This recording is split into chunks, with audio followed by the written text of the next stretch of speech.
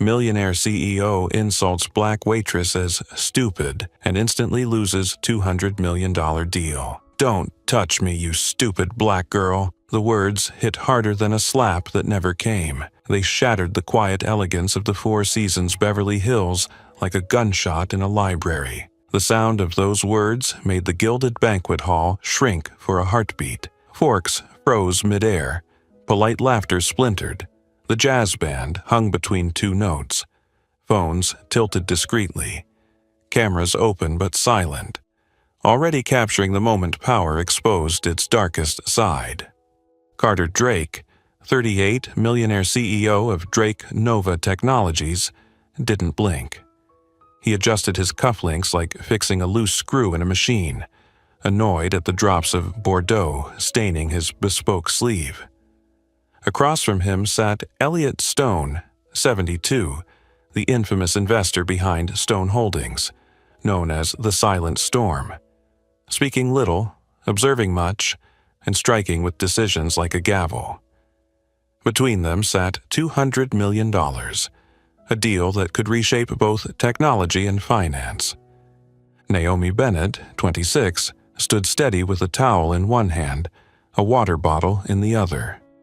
She didn't cry, didn't defend herself, didn't apologize again. Her silence wasn't surrender. It was a choice.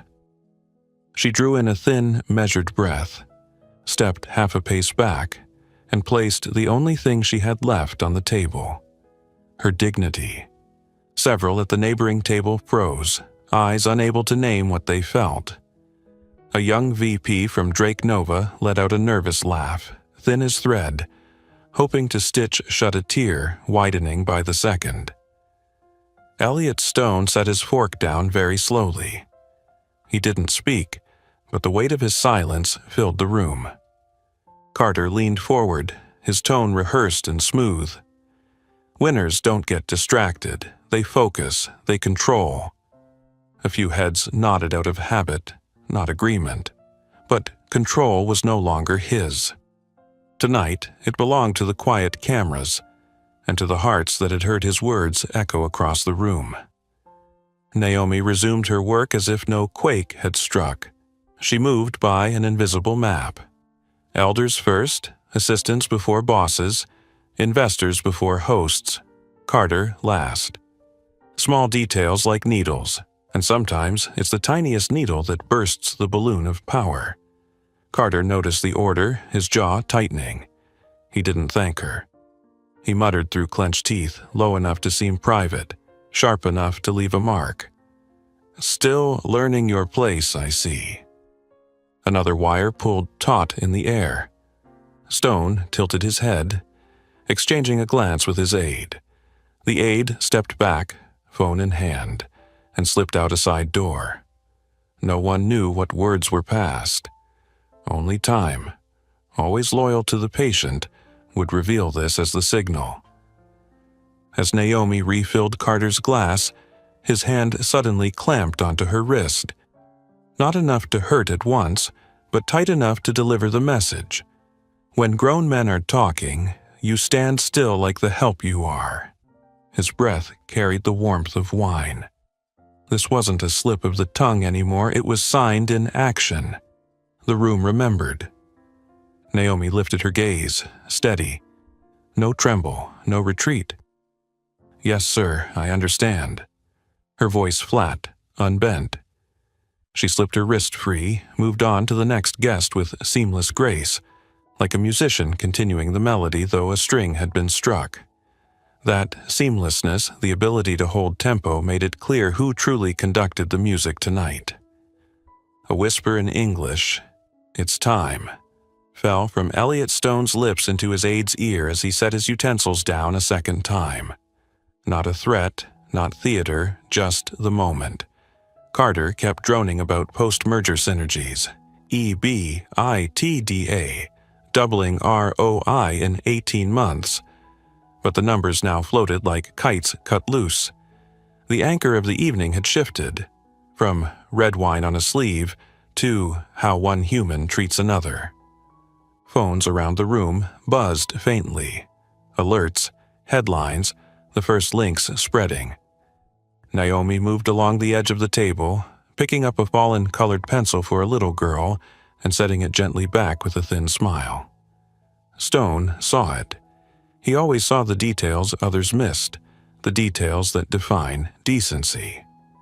Carter looked at Naomi as if she were a period to be placed where he chose, but tonight, that period moved itself. Fury flashed like fireworks in his eyes, then died, leaving only a rigid smile. He opened his mouth to add a joke, some scrap to claw back the room. But the room was no longer his. Dignity had reclaimed its place, at the center of a dinner where $200 million was now nothing more than a backdrop for values laid bare. Elliot Stone rose. He didn't tap his glass, didn't clear his throat. He simply stood, like a milestone placed on a path. The entire room stopped chewing, stopped pretending. He looked at Naomi and she met his gaze. Level, not behind anyone's back. In that moment, without a word, the balance shifted. Before becoming the eye of a media storm, Naomi Bennett had lived through smaller storms. Storms more persistent, more grinding. She had been adopted by Elliot Stone at 7, after a childhood marked by an absent father and too many nameless voids. Mrs. Stone, the gentle woman with prematurely silver hair, was the warmest embrace Naomi had ever known, but cancer stole her away while Naomi was still in high school. After the funeral, the house grew frighteningly wide. Naomi became sister, then mother, to Eli Bennett, her 10-year-old brother with cerebral palsy. Her blood kin she fought to keep by her side, no matter how jagged the rocks of law and reality. "We are family," she said, and Elliot Stone nodded, signing the papers to make it true in law, as it already was in heart. Naomi had once been a star on the track. Her strides cut the wind, the roar of the crowd shrinking with every lap. Scholarships waiting like tickets out of poverty. But Eli's therapy schedule couldn't wait. Rent didn't pause for applause. She folded her running shoes, tucked them in a box marked "Someday," and began stacking shifts. Mornings at a cafe, afternoons at a shop, nights at restaurants. 6 days a week. 2 double shifts. A smile for customers, a hug for Eli, and a schedule taped to the fridge mapping every therapy hour, every pill. Elliot Stone never pressed Naomi to change her last name. "Keep your name if you wish," he told her. Naomi kept Bennett, like a river running through everything she did. Elliot offered her a soft seat at Stone Holdings, a safe, steady post. Naomi shook her head. "I want to understand how power works in places where it forgets it's being watched. I want to climb from the basement to the roof." And she applied on her own to the 4 seasons, into the world of serving the elite. Invisibility is armor, she told herself the first day she tied on the apron. When people don't see you, they are honest. They say what they'd never say to a camera. They do things they think no one notices. Naomi learned the room's rhythm, who preferred sparkling too still, who tipped up front as thanks, who held tips back like invisible reins. She memorized seating charts like her own palm, knew Elliot avoided salt and liked his meat medium, and Carter Drake was addicted to safe-year vintages of Chateau Margaux. 2 days before the banquet, Naomi checked every glass's tilt, every candle's height, every fold in the tablecloth. She wasn't preparing for a service slip.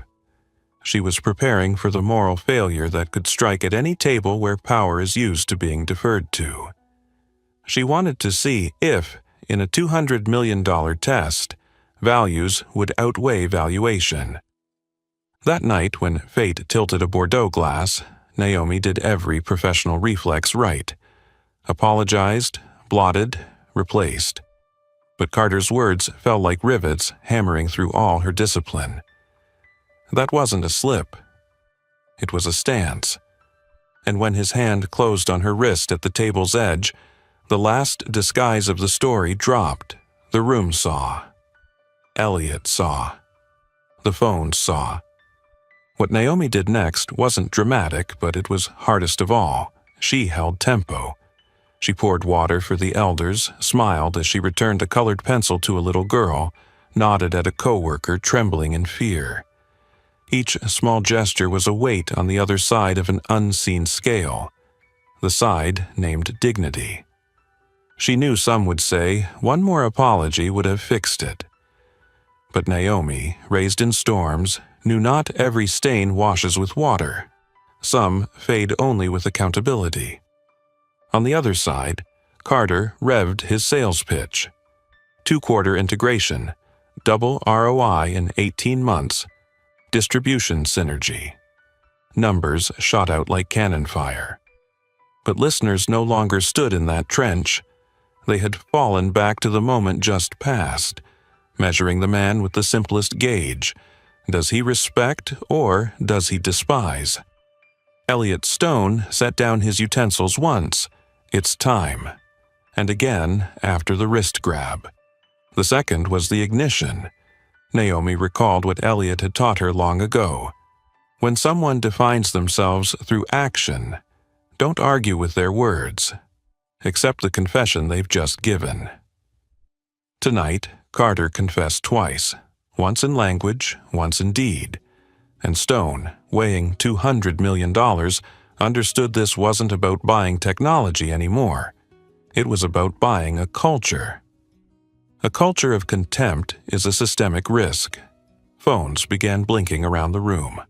A financial journalist in attendance had already tagged the timestamp. On Drake Nova's internal chat, messages cascaded. Anyone confirm from Beverly Hills?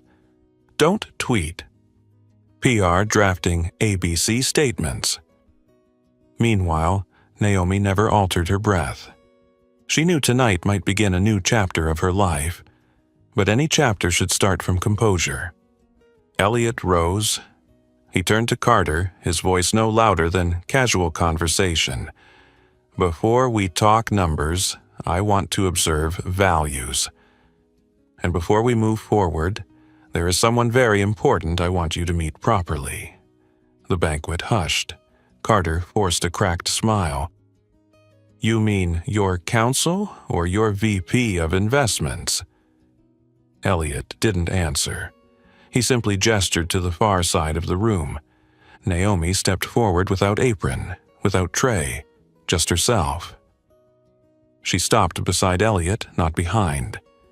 No one in the room knew what her next words would do to the path of $200 million. But everyone felt the drop approaching, like the air before a storm.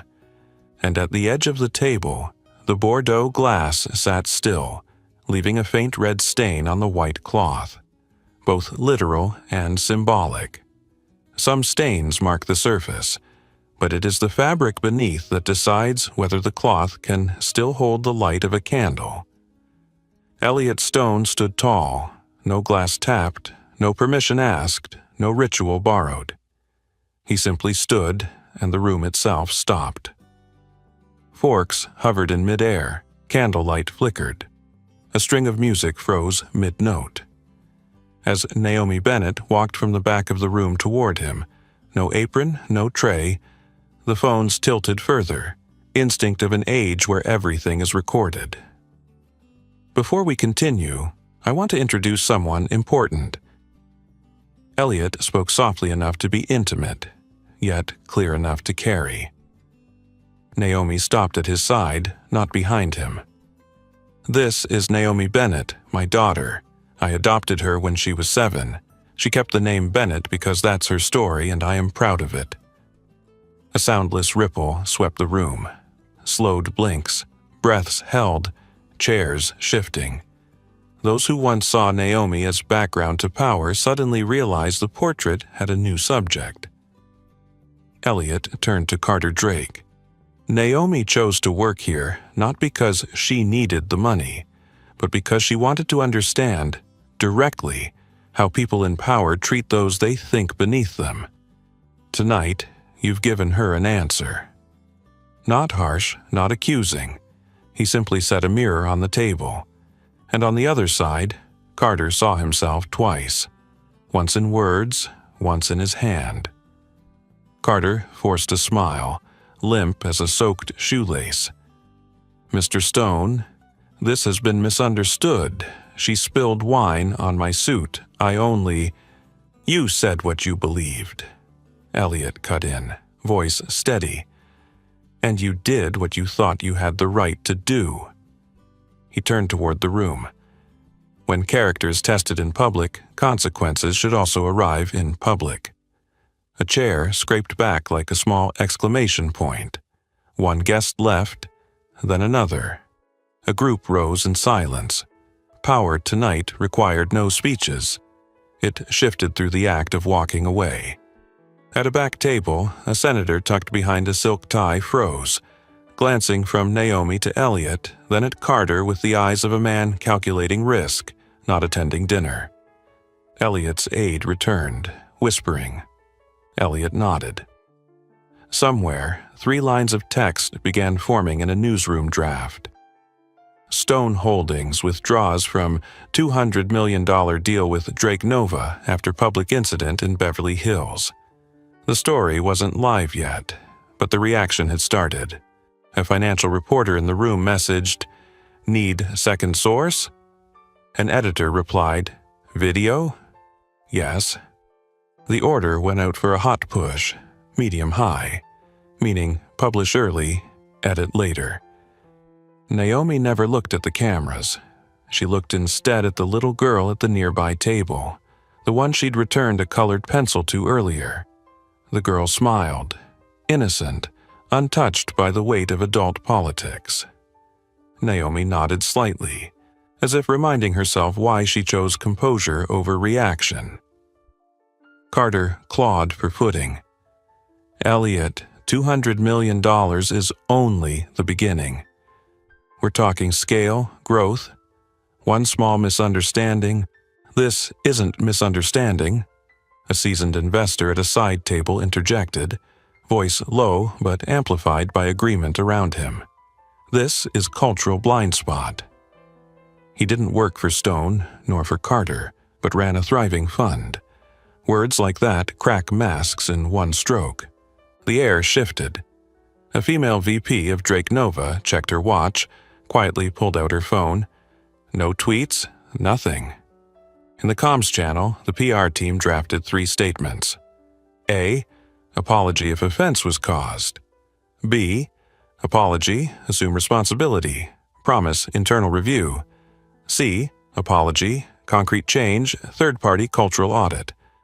Legal cautioned, avoid language admitting liability.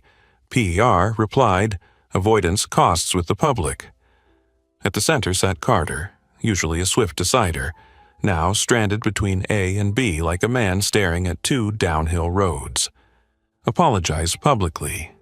A voice reached Carter from Naomi. Not through a mic, but through timing. You insulted publicly. You apologize publicly. The words cut through the air and landed in the open mouths of phones, transforming into captions within minutes. Carter's eyes darted, searching for a ladder to climb down with dignity, but his dignity was already spilled across the Bordeaux-stained cloth.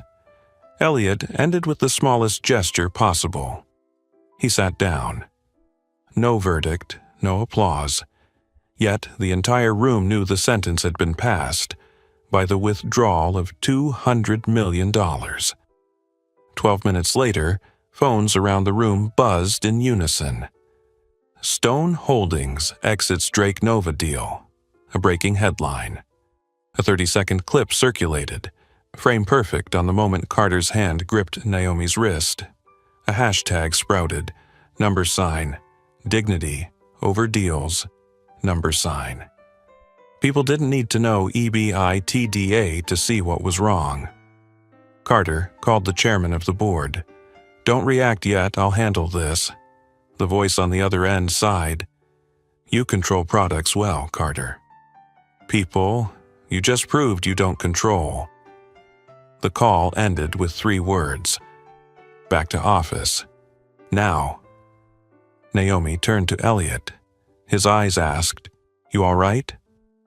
She nodded. Not victory, not triumph, just visibility.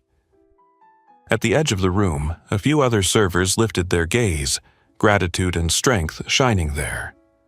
They had just learned a lesson no management book ever captured. Dignity can reprice an entire dinner, a CEO, and $200 million. The room dissolved slowly. Chairs scraped like wind. The jazz band played its final note, then silence. On the white cloth, the red wine stain remained. Signature of the night. Written not in ink but in truth. When Carter Drake left the hotel, the Beverly Hills night felt thinner.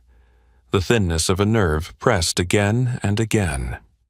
A black sedan slid down the boulevard. The driver's phone screen flashing news. Stone Holdings pulls out of $200 million deal with Drake Nova. Carter closed his eyes for 3 seconds, opened them, and called the head of PR. "Statement B," he ordered. "Live in 20 minutes." On the other end came hesitation. "Statement B still lacks concrete action. The public will tear it apart." Carter cut in. "Just post it." Inside Drake Nova's war room, 7 people huddled around 3 screens. One tracked breaking news, another scrolled long-form coverage, another monitored comments. The emotional tide was running red. Sorry if offense was caused? Not if, it was. PR adjusted the second sentence. "We take responsibility for tonight's incident and our..." Legal interjected. "Change, take responsibility to deeply regret." PR sighed, retyped. The social media manager asked, "Do we add a photo?" "No. The photo is their video." Carter dialed Naomi Bennett. "I want to apologize," he said, voice strung tight as a violin string. "Privately, I mean it." Naomi's reply was short. "You insulted publicly. Apologize publicly." That answer, passed through an aide, overheard by a journalist, then tweeted by a guest, became the second nail sealing shut the door on private fixes. 9:57 p.m. Drake Nova's official account posted, "We deeply regret tonight's incident. The company will conduct an internal review." The backlash surged like waves. Who's apologizing, the company or the man? Review what, when the video is right here? If this is culture, no review can fix it. The most liked comments all mentioned $200 million. Not mourning money lost, but quantifying the cost of a worthless act. Meanwhile, Drake Nova's after-hours stock price flickered like a leaf. The numbers didn't need to be precise to tell the story. They only needed a direction. Down. A partner fund froze a pending addendum. A major retailer delayed its rollout of Drake Nova's API feature. "We have serious concerns," they wrote. In markets, concerns means withdrawal. 10:40 p.m. The board convened an emergency call. 12 boxes lit the screen. The chairman opened. "We have an ethical failure creating systemic risk. 3 questions. 1. Operational impact. 2. Interim succession plan. 3. 24-hour response framework." A member, a former CPG CEO, cut bluntly, "We cannot defend one man at the cost of the company's entire culture." Another hesitated. "But Carter has delivered major deals. Should we allow room to recover?" In-house counsel set the marker. Delay turns risk into long-term crisis. 11:11 p.m. A brand sponsorship worth 8 figures was suspended. 11:39 p.m. A product VP resigned for personal reasons. 11:52 p.m. Advisor told a reporter anonymously, "What happened tonight didn't surprise insiders." Pieces poured in, assembling a picture no PR team could redraw. Carter read it all in the car. He called the chairman. Let me record a video apology. Now, I'll tell the truth. The chairman replied, Do it. But you no longer have the power to save yourself alone. Carter went silent. The word power, what he had built his life around, slipped out of his grasp for the first time. 11:47 p.m. The board voted to suspend Carter Drake indefinitely. The draft announcement carried one bloodless line. While we evaluate the incident, Mr. Carter Drake will step aside from his duties as CEO. 12:14 a.m. It revoked Carter's internal access. His Slack icon turned gray. His keycard lit red. The permissions that once opened every boardroom door couldn't even call an elevator to the 32nd floor. Across town, Naomi eased Eli Bennett into bed. "Oh, you okay, sis?" he asked. Naomi answered, "As okay as when you first stood up last year." Both laughed softly. Naomi sat by him, phone buzzing nonstop in silent mode. A coworker had texted, "Thank you for tonight." A stranger wrote, "My daughter says she wants to work like you someday." Amid chaos, small threads of light appeared, and they were enough. By dawn, morning headlines queued up. Domino pulls away from Drake Nova. Culture or individual? When a dinner costs more than $200 million. One paper used the exact word an editor had typed into last night's notes: fallout. Not an ending, but the decay phase after a moral detonation. At Drake Nova's headquarters, the 32nd floor boardroom sat empty, leather chairs gleaming unused. A paper note taped to the door read, "All hands, 2 p.m., interim leadership." At Stone Holdings, Elliot arrived early, brewed tea, opened a new file titled Humanity Program, Naomi Bennett. He wasn't putting out fires. He was building structures so fire would never spark from places people considered too small to matter. Carter stood alone in the parking lot, his keycard's black screen reflecting a tired face. He thought of the line he had barked into every meeting. Hesitation is failure. Tonight, he had hesitated, not over numbers, but over truth. And failure, as always, arrived right on time. The dawn after Beverly Hills was not golden. It was just bright enough to reveal what remained after a moral detonation. Naomi Bennett walked through the security gates of Stone Holdings, her brand new badge. Naomi Bennett, Director of Corporate Humanity, beeping softly against the reader. Glass hallways mirrored her figure.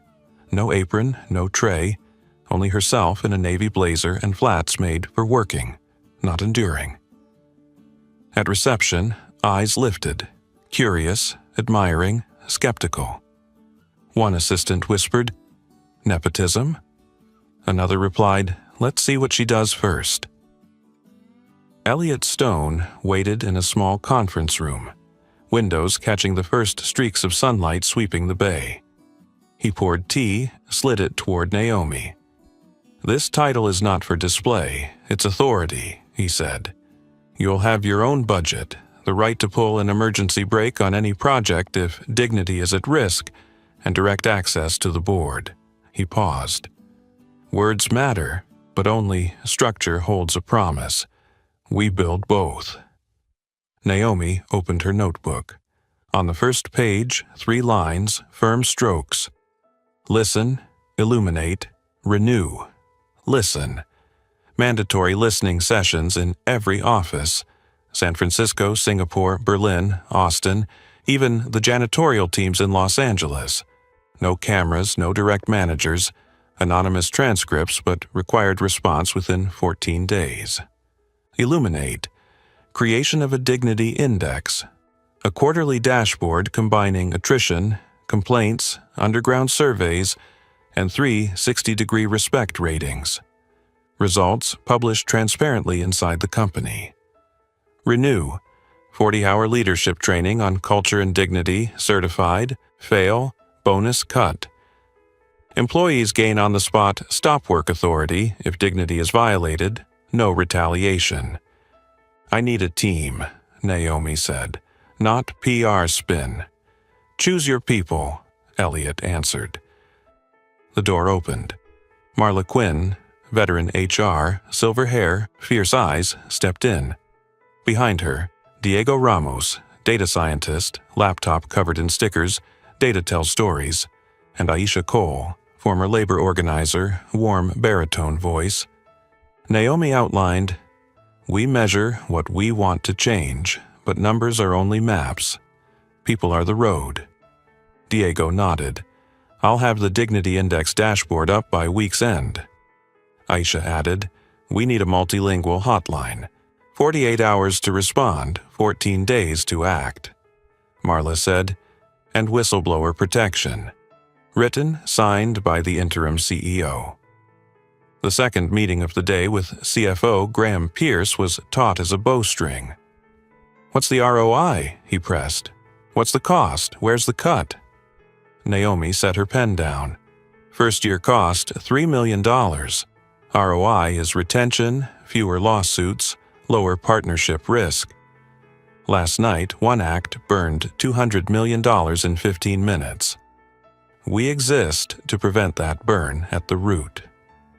Graham leaned back, fingers drumming, not nodding, but no longer objecting. In PR, Selena Cho sketched defenses. Outside, they're already saying nepotism. Naomi breathed evenly. "I didn't ask for this seat. Last night forced me visible. I'll earn it with action." Selena smiled. "Then let action speak before press does." At noon, Naomi walked through the service entrance door, old sign reading "Staff Only." She stopped, took a marker and wrote over it. "Employee entrance." A guard blinked, then smiled. "That sign's been there 10 years, Naomi answered. "Then let it last 10 more minutes." Her phone buzzed. A voicemail from Carter Drake. Hoarse, clipped. "Naomi, I want to meet privately." "I know I was wrong. I want to apologize." Naomi looked at the screen. She drafted a reply, short, precise. "You insulted publicly. Apologize publicly. If serious, 1. Name the behavior. 2. No if, but. 3. Commit to measurable repair. Training Frontline Worker Fund re-audit. 4. Accept career consequences." She didn't send it. Not from hesitation, but because the man had to write his own words. By afternoon, Naomi was rehearsing tomorrow's all-hands speech. Title on the screen, Power versus Leadership. First bullet, yesterday I was called stupid. Today, I choose to speak. Beneath, 6 commitments. Stop work authority for any employee witnessing a dignity violation. Dignity Index published quarterly, with goals and consequences. Dignity clause in partner contracts. Violation, suspension. Whistleblower protection, 0 retaliation. 24/7 hotline. Repair program. Listen pay repair. Proper apology. Mandatory training, community. Service, 6 months oversight. 40-hour leadership, certificate, failure, bonus cut and promotion freeze. Aisha entered, handing a list of anonymous staff questions. If I report bullying by a boss, will I face retaliation? Do contract workers get the same protection as full-time? If a major partner breaches the dignity clause, will we really cancel? Naomi grouped them, wrote clear answers with timelines. Toward evening, Eli called on FaceTime, his round face glowing like a small sun. Did you tell them yet? Tomorrow I speak, Naomi smiled. Remember to breathe in, count 4. Yes, like when you practice standing. And if they fall? Then we help them up, Naomi answered. But if they push others down, we stop them. Outside, media cameras already waited, tripods planted before stone holdings. Naomi stood by the window, watching their red lights blink. She didn't go out. Today wasn't for the press. Today was for fixing structures, drafting promises strong enough to hold under strain. Before shutting down her screen, she taped a note across it. Dignity is operational. Dignity was no slogan, it was the work itself. 9:55 a.m. The temporary studio on the 12th floor counted down. The red light blinked on. The camera sat still like an eye. On the screen in front of Naomi, the number appeared. 12,487 watching live. From San Francisco to Singapore, Berlin, Austin, the janitorial crew in Los Angeles, and night shift engineers in Dublin. Elliot Stone stood behind the lens, arms folded. No prompts, no teleprompter. Truth was the script. Naomi stepped forward half a beat, inhaled 4 counts as she'd promised Eli. Yesterday, I was called stupid. Not because I made a professional mistake, but because someone believed a title made them more human than me. Yesterday, I was silent. Today, I choose to speak. She paused, letting the virtual room breathe with her. There is a difference between power and leadership. Power can take away. Leadership must be earned. I did not grab this chair. I was entrusted with it, and I am responsible for keeping it worthy. She didn't recount the Beverly Hills night. Everyone already knew. Instead, she spoke of how the company would live from this day forward. 1. Starting now, every employee has stop work authority. If you witness a violation of dignity, you have the right to say, "Stop," and we will stop. No one will be punished for pulling the brake in the right place. If anyone retaliates, I will be the first to stand up. 2. We are creating the Dignity Index, not for show. Every quarter, every unit will see its score. Abnormal attrition, complaints, respect surveys, 360 reviews. If you don't meet the mark, there will be consequences. Lost bonuses, frozen promotions, mandatory retraining. 3. The dignity clause in every partner contract. If a partner fails, we suspend until they fix it. No excuses about size. The bigger they are, the more they must be right. 4. Whistleblower protection. A 24/7 multilingual hotline. 48 hours for a first response, 14 days for an action plan. Any hint of retaliation, we investigate immediately. 5. The Listen, Pay, Repair program.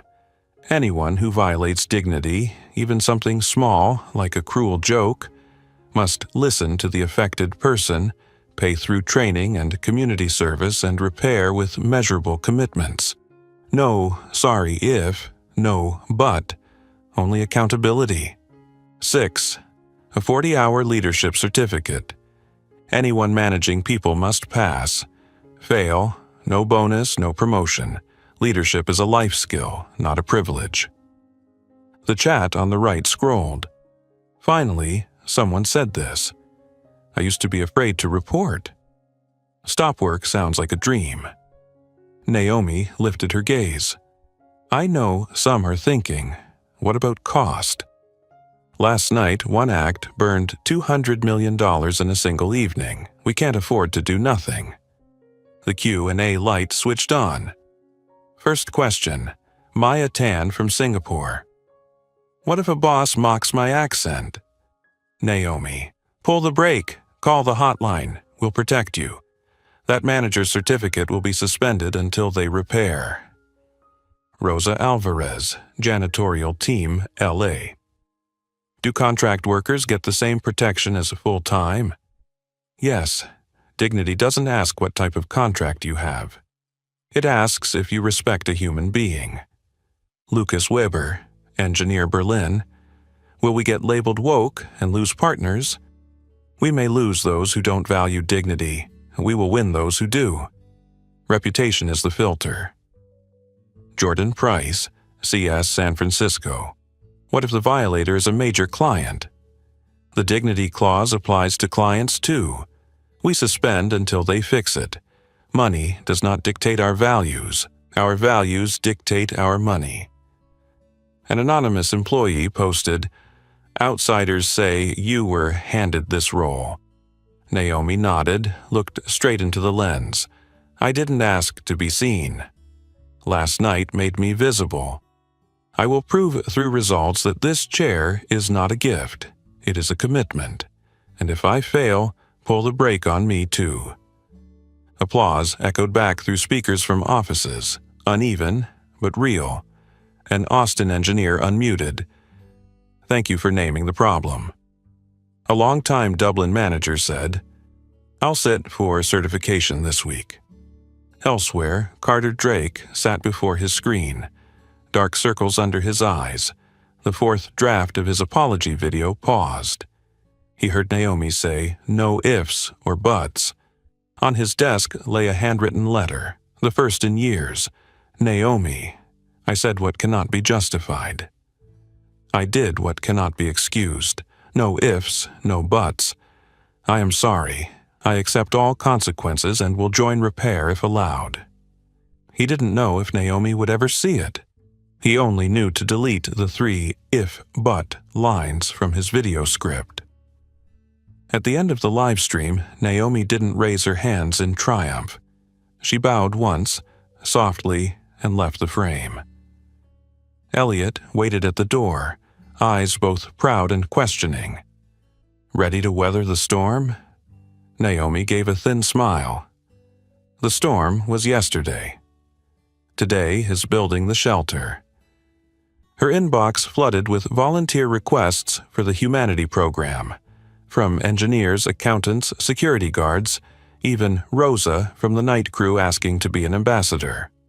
On Slack, #DignityIsOperational surged to the top. Marla sent a report. Hotline received 37 reports in the first 2 hours, many small but sharp, mocking accents, cutting people off, uninvited to meetings, all categorized and queued for response. Outside, some partners sent congratulations. Others pressed hard questions. One major firm proposed a bilateral dignity clause. Graham Pierce texted Naomi one line, "ROI is showing." Naomi smiled. Sometimes profit doesn't rise first on a chart. It rises in how people treat each other. At day's end, Eli FaceTimed, his face round and glowing like the sun. "Did you count to 4? "I did," Naomi said. "Did they clap?" "They did," Naomi replied, "not because I shouted, but because I listened." Beyond the window, the city lit up. On her desk, the note remained, "Dignity is operational."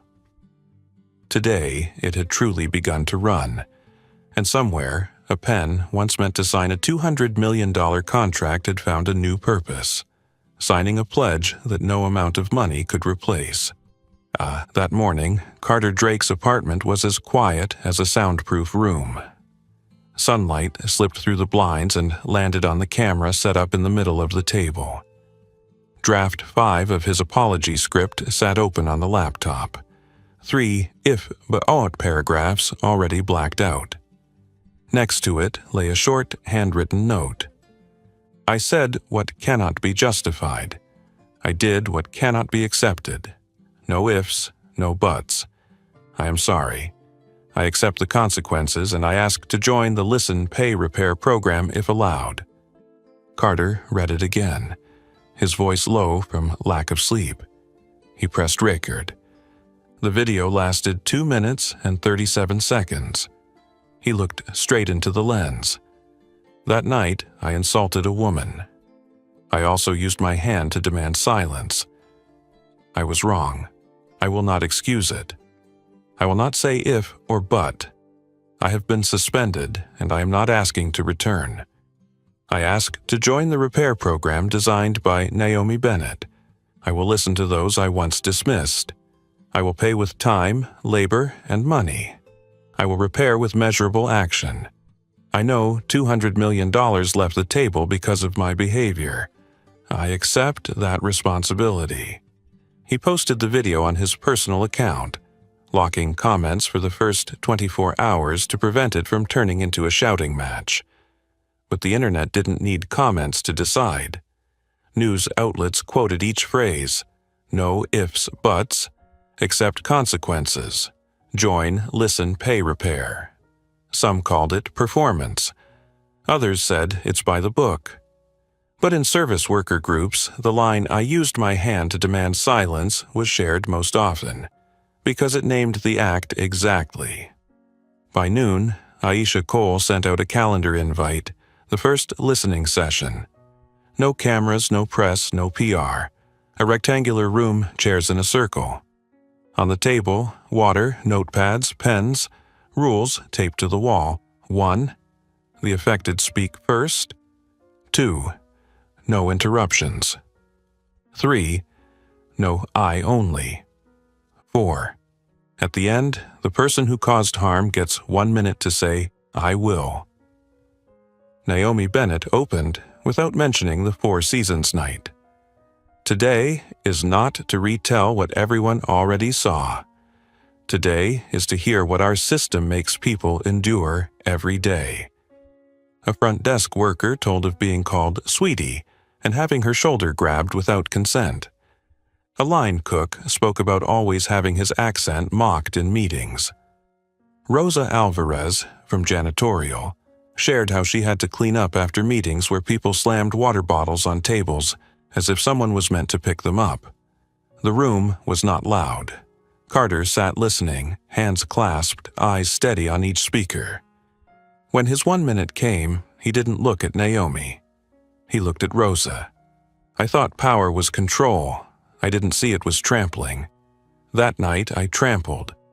I will complete 120 hours of mandatory training, 200 hours of community service, and I propose creating a frontline fund to support mental health, scholarships, and wage improvements for frontline staff across our partner networks without my name on it." Aisha noted. But paying isn't just writing a check. Paying is submitting to oversight. Naomi added, and repair means changing how you make decisions. The second session ran that same afternoon, with managers observing. Diego Ramos displayed the test dashboard of the Dignity Index. Front desk attrition abnormally high. Average complaint response time 19 days, too long. Respect scores in some groups yellow flagged. "This is the map," Diego said. "The road is the people." Marla Quinn added, "We're adding dignity metrics into KPIs. If a manager's score falls below threshold, bonuses shrink proportionally." Day 3, Carter showed up at a partner restaurant kitchen to work a support shift. No cameras. He learned how to stack cutting boards, wipe prep tables, call orders without shouting. A head chef warned, "Don't touch the big knives." Carter chuckled awkwardly, stepped back. He was assigned dishwashing, hot water, grease, hands blistered. "Ridiculous," a young cook muttered. "He thinks washing trays fixes anything." Carter didn't answer. Aisha stood quietly in the corner, noting. No PR, no photos. Repair was not for display. That night, CFO Graham Pierce called Naomi. The Frontline Fund, where from? Naomi, from internal fines tied to major dignity violations plus 0.2% of net profits. Graham paused. Numbers work, no names on it. Naomi, no statues, only schedules. The board met about Carter's future. Before anyone asked, Carter sent a letter, resigning as CEO, pledging not to seek reappointment, agreeing to serve 6 months as unpaid advisor to the repair program if requested, and declining all outstanding bonuses. The chairman read it aloud, then let 30 seconds of silence settle. "This won't salvage his reputation," he said, "but it respects others." The vote was unanimous. Resignation accepted. Naomi received an email from a mid-level manager at Drake Nova. "I once stayed silent when a boss mocked a Filipino employee's accent. Today I spoke." An engineer sent a photo of Stop Work Authority, printed and taped outside a meeting room. Rosa wrote one line. Today, no one threw bottles on the table. Thank you. Late afternoon, Naomi passed by the service entrance at Stone Holdings, the sign now replaced with a polished one reading, Employee Entrance. She touched the edge, like greeting an old friend with a new name. Elliot Stone called, "Someone said we're just putting on a show." Naomi laughed. "They'll say that for a week. The index will speak for a quarter." Elliot, "And you'll speak for a lifetime." That night, Carter wandered aimlessly. He stopped at the back door of a hotel where kitchen trash carts queued. The smell damp, the clang of metal closing. He no longer had any key card that could open the glass doors to the 32nd floor. But this steel door, into a world he had never stepped in, swung open as a worker pushed a cart out. Carter held it for him, bowed slightly. "Thanks," the man said. A small word, a small gesture, but sometimes the road back begins with the right nod at the right moment. Day 45. The big screen in Stone Holdings' boardroom lit up with the latest dashboard. Dignity Index V 1.1. Diego pointed. Anonymous complaints down. 18% across 3 units since Stop Work Authority and basic training rolled out. Response time from 19 days down to 7. 3 stop work events logged. 2 resolved on the spot, 1 escalated to the independent committee. Marla added, front desk attrition down 6 points. Exit interviews show respect was the most repeated word. Graham gave a slight nod. Program cost $3.1 million YTD, litigation reserves lowered. 1 major partner asked for our sample dignity clause. Naomi jotted a note. Data equals signals. Culture equals journey. Just then, the call with Altura Retail, potential $20 million partner, began. Their boardroom flickered on screen. Their SVP, a fast-talking man, introduced his team. 2 managers, 1 engineer, and a young Indian staffer named Anaya. The meeting flowed smoothly until the SVP cut Anaya off. Let someone with proper English present this part. The air shifted instantly. Naomi looked up but didn't get a word in. Jordan Price, CS San Francisco, raised his hand. Stop work. Silence. Jordan stared into the camera. We just witnessed a dignity violation, dismissing a speaker for her accent. By protocol, I request we pause to reset how this dialogue is conducted. On Altura's side, the SVP frowned. It's just efficiency. Naomi stayed calm. We don't save time by burning dignity. Our dignity clause applies before contracts are signed. The SVP exhaled. If you're this strict, maybe we're not a fit. Graham Pierce, the same man who once asked, "What's the ROI?" slid in softly. If you're not this strict, maybe we truly aren't a fit.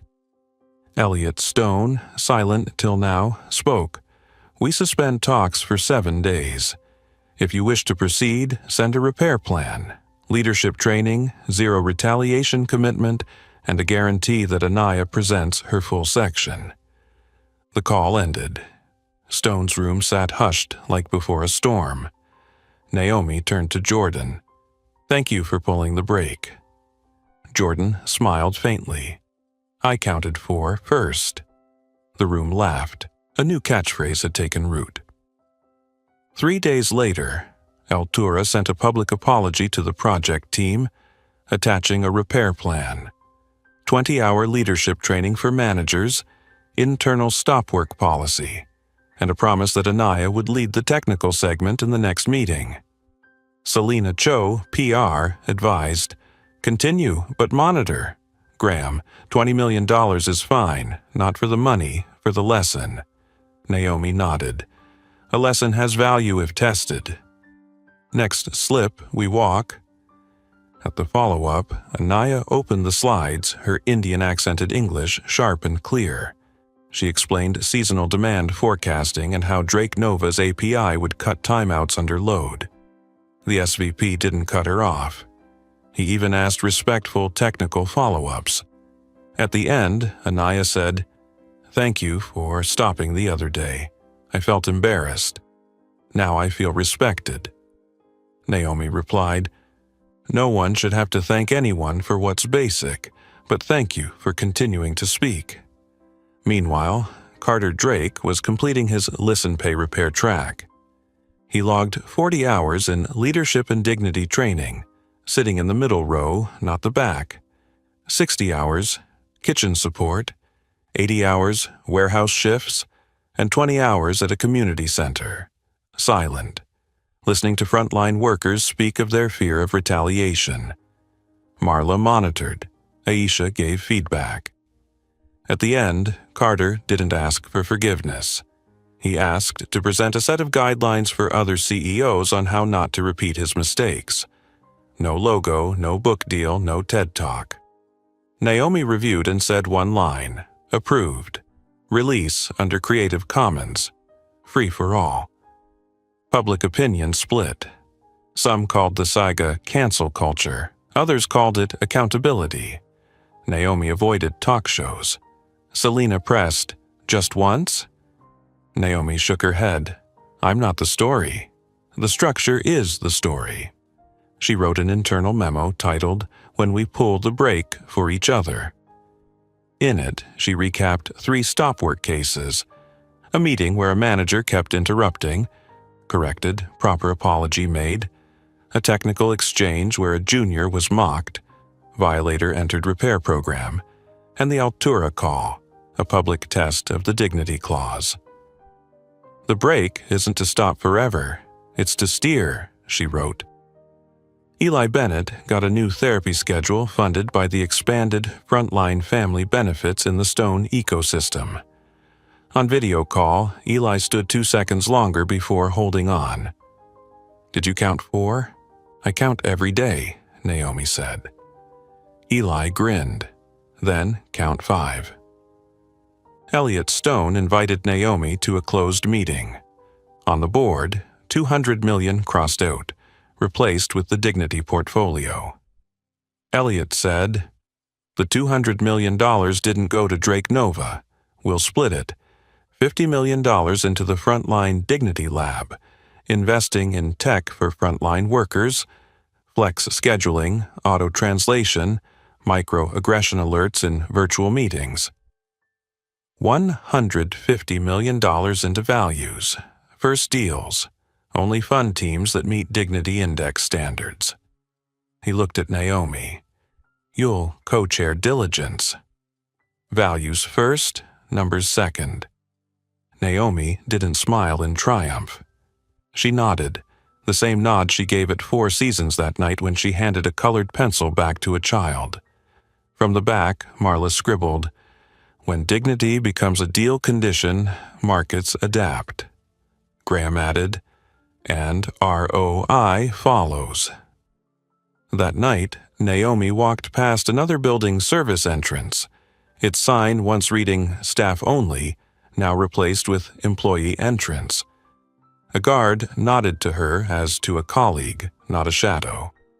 She texted the team, "Tomorrow, Altura pilot, track 3 metrics, speaking time, interruption ratio, escalation time." Diego dropped a green light emoji. Aisha has teeth. Selena has story. Graham has numbers. And Carter? He stood outside a community center listening to Rosa talk about the night shift. When the group dispersed, he asked, "How can I be useful besides not being in the way?" Rosa shrugged. "Here, pushing the cart is enough." Carter put his hands on the handle, pushed. No cameras, no applause, just the steady sound of rubber wheels rolling on tile. Some numbers are big, $200 million, printed in headlines.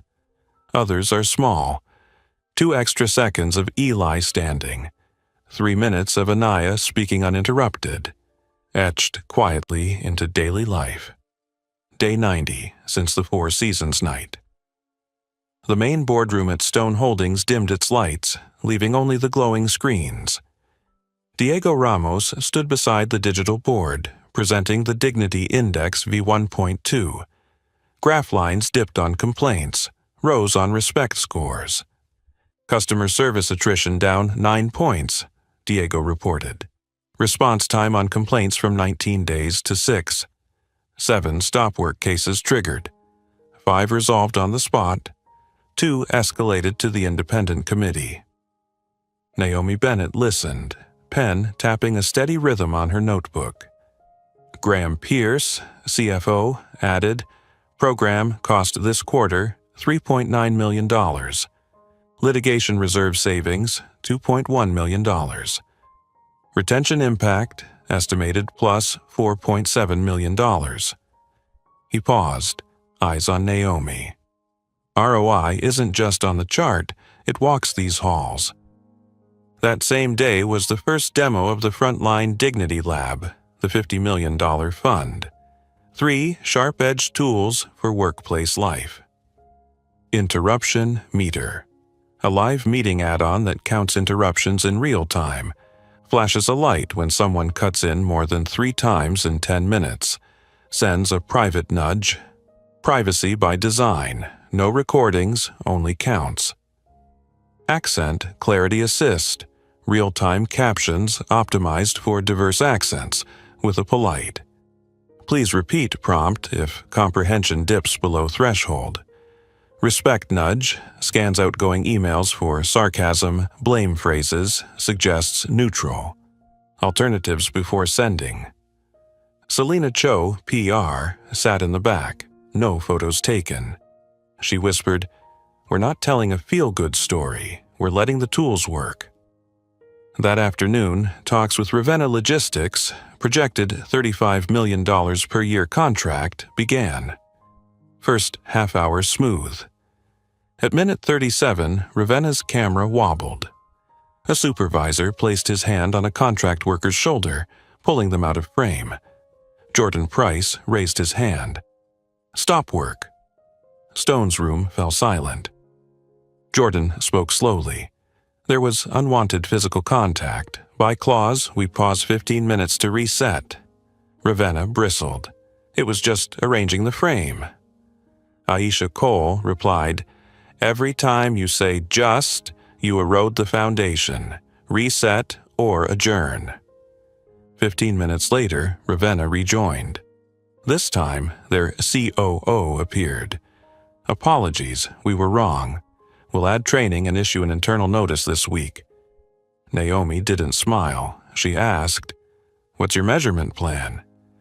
The COO laid out 60-day scorecards, anonymous surveys, anti-retaliation pledge. Graham looked at Naomi. She nodded. "Proceed, under monitoring." That same day, an op-ed labeled "Stone Holdings Woke Capitalism." Selena shared the link in the group chat. Response: Naomi, "No, we publish a white paper." That evening, her team released "Dignity is Operational," anonymized data, 3 stop work case studies, ROI risk model, rollout guide, no logo, Creative Commons, over 10,000 downloads in 48 hours, mostly from .biz, .edu, and even .gov addresses.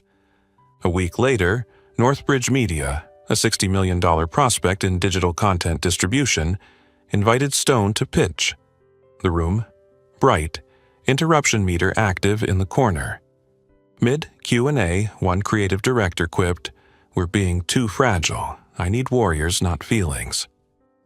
The meter flashed yellow. 2 interruptions logged. He leaned in again when Northbridge's CEO raised his hand. "Stop work. We're new to this, but we want to learn. Let Anaya, from Altura, here to share, finish." The room softened. Anaya spoke clearly about how Accent Assist had let her lead a meeting without losing substance to interruptions. Afterwards, that creative director was asked to step down. Naomi called the Northbridge CEO privately. Don't execute him as an example. Use listen, pay, repair. Commit, monitor. If he repeats, then part ways. Silence for 3 beats. Then, thank you. Tough and fair. As partners faced their tests, Carter Drake kept walking his stageless path. He finished 200 hours of service, 120 hours training, 80 hours logistics. Marla verified every milestone. Aisha pressed hard, but fair.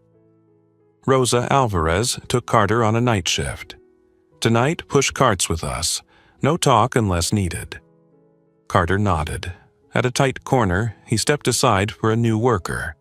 A small gesture, but for Carter, the man who once demanded space with a wrist grip, it was a turning point. On Stone's long table hung the Dignity Portfolio Blueprint, $150 million. Elliot Stone pointed to 7 boxes: a flexible shift platform for night workers, a multilingual meeting translation tool, a startup offering whistleblower protections, a fairness in speaking tracker for calls, a nudge app against demeaning language, and 2 female-founded ops tech companies with dignity index greater than 80. Graham said, "We're betting on people who use power the right way." Late night, Naomi read an email from a mid-level manager. "My team argues less. Not because we agree more, but because we don't need to tear each other down." An engineer sent a screenshot. Interruption meters stayed green the entire meeting. No one broke threshold. Jordan messaged, "I learned to count 4 before saying stop." That weekend, 4 Seasons Beverly Hills sent an invite, an industry seminar on operational dignity, requesting the very ballroom where it all began. Selena hesitated. Too sensitive. Elliot looked to Naomi. She said, "We go back." Not to celebrate, but to mark that the place of pain can also be the place of course correction. They agreed. Naomi stepped into rehearsal, saw new candles glinting on fresh white cloth, remembered the old Bordeaux stain like a signature. But tonight's linen didn't erase the past, it reframed it. If run right, the light can shine even on fabric once stained. She brushed the tabletop lightly, whispering to herself, "Dignity is operational," then turned away, ready for the final drop. 4 Seasons Ballroom, where everything once cracked open, tonight bore a new sign: Operational Dignity Summit. No red carpet, no posed photos. On stage, 3 chairs for the opening panel, a small table with a white candle, and in the corner the interruption meter glowing like a living pledge. The front row wasn't celebrities, it was frontline workers.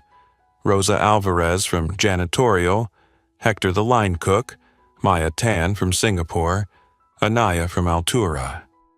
Behind them sat Graham, Diego, Aisha, Marla, Selena. Elliot Stone in the middle, quiet as always. Naomi stepped out with no theme music. She began with silence. 1 beat, 2, 3, 4. The room breathed together. "Tonight," she said, "we are not celebrating. We are working," in front of a mirror. She invited the hotel's head steward, Uncle Andre, on stage. Andre told a small story. Since that night, more guests look us in the eye. Some add our names to their thanks, and some days people forget. We remind them. Naomi nodded. Gentle reminders. That's the ground for all change. She called Anaya up to speak about accent assist. Anaya ran a short demo, her words appearing in clear captions, the moderator not cutting in, the interruption meter stayed green. Anaya closed. "I used to fear speaking. Now I'm measured by my ideas, not my accent." Applause followed, soft but long. The next panel, Stop Work Authority. Jordan Price, Maya Tan, Rosa, and a project manager from Northbridge Media. They told 3 stories of pulling the brake, an internal meeting, a partner negotiation, a performance review. Jordan grinned. Honestly, pulling the brake is hard. You fear being called difficult, but when the company says, "We've got your back," you can stand tall. Rosa spoke briefly. Every night there's trash bins full, but no more bottles thrown down. Laughter rippled. Not from joy, but from relief. Midway, the interruption meter blinked yellow. A moderator cut Maya off to save time. Naomi raised her hand. "Stop work." The room paused. The moderator flushed, nodded. "Sorry, Maya, please finish." That small moment was the real lesson. Rules aren't on paper. They live in habits the community defends. The Dignity Portfolio segment followed, with Graham Pierce and Diego Ramos presenting. $150 million invested in 7 companies, each meeting a dignity index of at least 80 and signing bilateral dignity clauses. 2 pilots already active, flexible shift scheduling at a private hospital, burnout rates down, and speech balance tracking at a software firm, interruptions down 30%. Graham looked out. Money follows values and comes back as results. At the close, Elliot Stone was invited on stage. No speech, just a story. His mother taught him that when someone shows you who they are, listen. That night at Four Seasons, Carter showed it, in words and in hand. Tonight, Elliot said, we show through structure. Stop work, dignity index, dignity clause, listen, pay, repair. Words get attention, structures change behavior. The room rose, not in thunderous applause, but as a silent pledge. Naomi closed. If one day we drift, pull the brake on me too. No one is exempt. She bowed. The candles didn't flicker. As the hall emptied, Naomi slipped along the back corridor. The path once marked a service entrance. The sign now read, Employee Entrance. At the end, a man stacking chairs, Carter Drake. No name tag, no mic. He looked up, paused. Thank you for not letting me hide behind a pretty apology. Naomi nodded. Thank you for working, not performing. No handshake, none needed. A nod was enough to hold the circle of the night. Late at home, Naomi found Eli Bennett waiting, both hands gripping the rail. Watch me, he said. I counted 5. He stood straight, 1, 2, 3, 4, 5, then laughed as he fell onto the sofa. Naomi clapped softly but long, just as the room had for Anaya. Small numbers, Eli's 5 seconds, Anaya's 3 uninterrupted minutes, built the wall against bigger storms. She sat down, opened her notebook. Next quarter's goals: raise speaking time parity 15%, lower interruption ratio under 0.8, cut escalation time to 24 hours. Beside it, the paper still pinned. Dignity is operational. She added one more line, and habitual. Outside, the city glowed in threads of light. Elsewhere, Rosa finished a late shift texting a photo, clean bins, no bottles tossed. In another city, Anaya sent a screen capture. Interruption meter, green, all meeting. Jordan dropped a green light emoji. Aisha wrote, has teeth. Graham has numbers. Selena has story. Diego has dashboard. Marla has people. And back where it began, the ballroom dimmed. No Bordeaux stain on the cloth. Not because it never existed, but because each day someone wipes, someone reminds, someone pulls the brake before another mark can land. Dignity isn't tonight's program. It's tomorrow's shift. And the pen, once meant to sign a $200 million deal, now signs something stronger. A process for people to treat people right. The story of Naomi Bennett and a $200 million deal erased by a single remark reminds us that human dignity is never optional. Whether in a gilded ballroom or a night shift hallway, How we treat each other is the true legacy. What do you think? In daily life, what matters more to keep an organization strong, numbers or human values? Share your thoughts below. And if this story gave you something to reflect on, don't forget to like, share, and subscribe so you won't miss the next video.